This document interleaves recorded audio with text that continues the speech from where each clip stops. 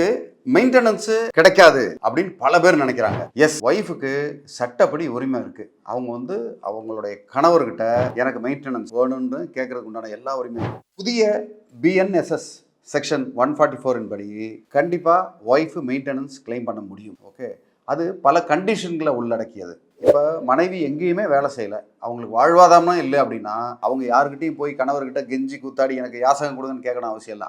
அவங்களோட உரிமை. கண்டிப்பாக கேட்க முடியும். கண்டிப்பாக கேட்டு அவங்க வாங்கிறதுக்கு உண்டான எல்லா சட்டத்தில் இடமும். இதில் கணவர் கோர்ட்டை அவமதிச்சு நான் கொடுக்க முடியாது அப்படின்னு சொன்னா, ஆர்டர் கிடைச்சதுக்கு அப்புறமும் என்னால் கொடுக்க முடியாதுன்னு சொன்னா கண்டிப்பாக ரெக்கவரி ப்ராசஸ் உண்டு. அவருக்கு என்ன சொத்துக்கள் இருக்கோ அதை பறிமுதல் பண்ணி கூட வாங்குறதுக்கு உண்டான எல்லா உரிமையும் உண்டு அந்த பெண்ணுக்கு. அதனால நீங்க எதுக்குமே கவலையே பட வேண்டிய அவசியம் இல்லை. ஆனா அதே மாதிரி அபரிமிதமா ரொம்ப இவங்க 2 லட்சம் ரூபாய் சம்பளம் வாங்கிக்கிட்டு அவரு 10,000 20,000 சம்பளம் அவர்கிட்ட இருக்கிற 10,000 நீ பிடிக்கி எனக்கு வேணும்னு கேட்கும்போது தான் கோர்ட் அதை அப்ஜெக்ட் பண்றது வாய்ப்பு. இது ஒரு கேஸுக்கு மாறுபடும். மேரேஜ்ல ஃபினான்ஷியல் சப்போர்ட்ன்றது எமோஷனல் டியூட்டின்னு நிறைய பேர் நினைக்கிறாங்க. அது எமோஷனல் டியூட்டி மட்டும் இல்லை, அது அவர்களோட கடமை, அது ஆப்ளிகேஷன், அது செஞ்சே தான் ஆகணும். அது அந்த மனைவியின் உரிமைன்றது இந்த இடத்துல புரிஞ்சுக்கணும். மேலும் உங்களுக்கு வேற ஏதாவது இதில் சந்தேகங்கள் இருந்தால் தாராளமாக எனக்கு மெசேஜ் பண்ணுங்கள். உங்களுக்கு உதவுறது காத்துக்கிட்டு இருக்கேன். நன்றி, வணக்கம்.